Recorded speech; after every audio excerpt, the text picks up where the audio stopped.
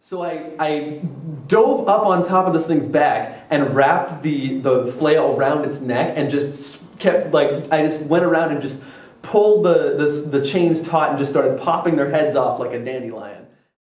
We really didn't know how any of them worked, so we just kind of best guessed it, and I just went on a rampage. Like, I created species of magical animals to do my bidding, and I was just crafting items together arbitrarily to make whatever effects I wanted happen. It was really a neat moment to roleplay because I was, like, you know, crouching on the ground, saying what my character was thinking and what he was saying and how he was reacting to the situation. It was something really fun to act out, and it was really fun to play with my imagination on it.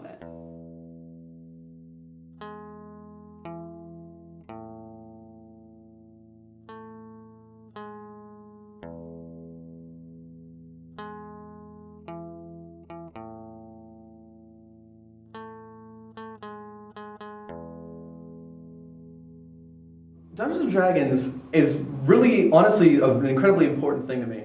Good old-fashioned Dungeons & Dragons is really a way to get everybody around the same table. We're talking, we're interacting, you can see everyone's body language. It's just a really great social experience.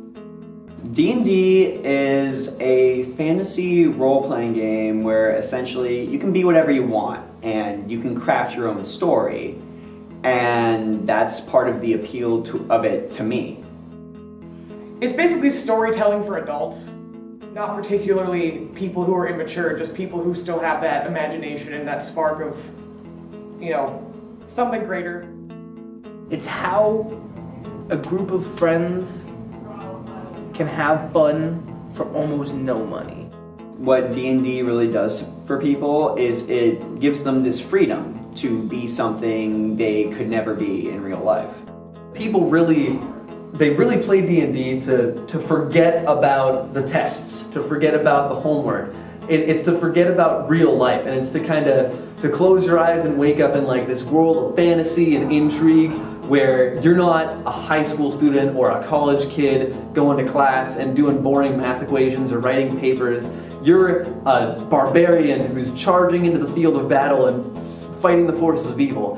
And I think that that's really the experience that it gives you. It opens your mind to a world of imagination that just isn't in the real world. And I think that escape is what really draws a lot of people into it. And it really allows me to just kind of forget about the real world for a while and just really sink myself into something wonderful, in my opinion. So it's kind of, I guess in a plain way to put it, it's an escape for me. It gives us something to escape from reality, you know, just to have fun. Simple. Essentially, it's the game that I play when I need a break from real life.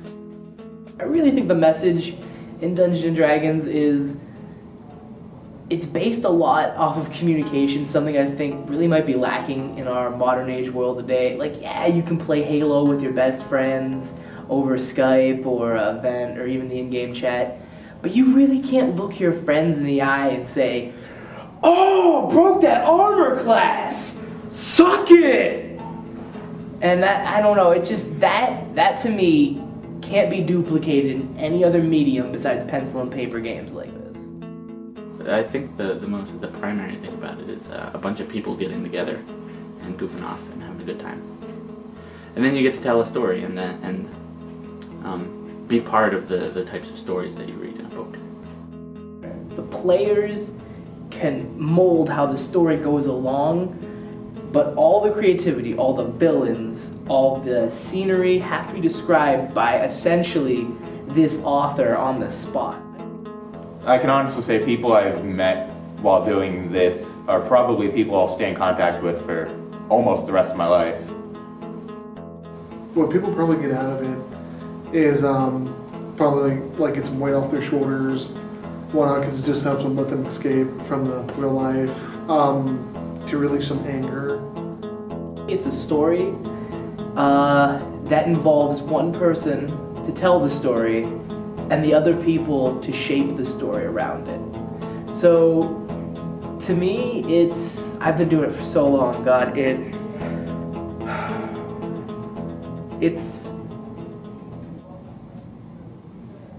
memories, man.